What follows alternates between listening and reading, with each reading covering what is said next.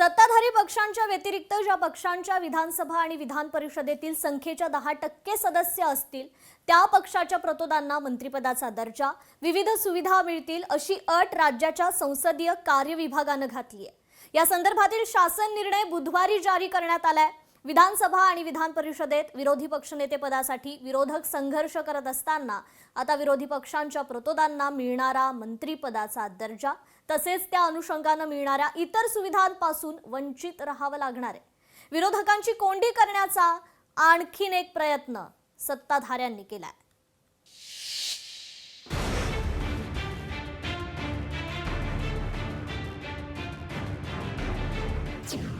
विधिमंडळाच्या दोन्ही सभागृहात विरोधकांची कोंडी।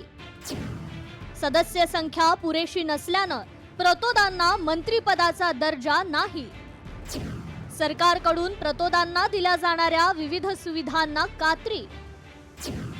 विरोधी पक्षनेते पद नाही, आता प्रतोदांचे हक्क अधिकारही काढले। विधानसभा आणि विधान परिषदेत प्रत्येक पक्षाचा एक मुख्य प्रतोद आणि एक प्रतोद असतो। मुख्य प्रतोदला कॅबिनेट तर प्रतोदला राज्यमंत्री पदाचा दर्जा देण्याचा निर्णय राज्य सरकारने 2017 साली घेतला होता। या निर्णयानुसार पक्षाच्या मुख्य प्रतोद यांना 25,000 तर प्रतोद यांना 20,000 रुपये प्रतिमाह मानधन, मुंबईतील अधिवेशनासाठी अनुक्रमे 25,000 आणि 20,000 वाहन भत्ता तसेच नागपूर अधिवेशनात वाहन व्यवस्था देण्याची व्यवस्था या निर्णयानुसार देण्यात आली होती। मात्र आता विरोधातील 3 पैकी कोणत्याही पक्षाकडे विधानसभा आणि विधान परिषदेत 10% संख्याबळ नसल्याने त्यांना नव्या निर्णयानुसार विरोधी पक्षांच्या प्रतोदांना या सुविधा मिळणार नाहीत। भाजप 132, शिंदेची शिवसेना 57, अजित पवारांची राष्ट्रवादी 41, सत्ताधाऱ्यांकडे एकूण 230 असं बहुमत।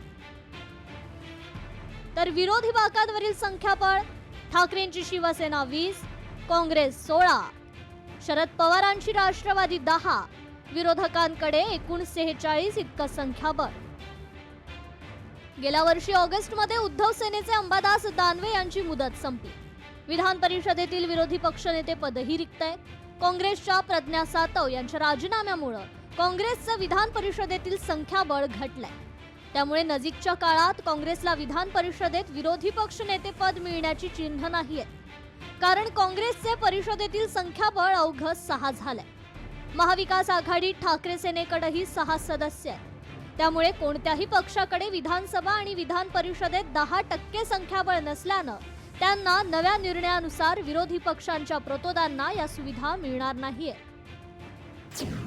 कोणत्याही राजकीय पक्षाला मुख्य प्रतोदांना मंत्रिपदाचा दर्जा मिळण्यासाठी किमान 10% सदस्य संख्या आवश्यक। विधानसभा किंवा विधान परिषदेत विरोधकांकडे सभागृहातील सदस्य संख्येच्या 10% संख्याबळ नाही, त्या पक्षाच्या प्रतोदांना किंवा मुख्य प्रतोदांना मंत्रिपदाचा दर्जा मिळणार नाही।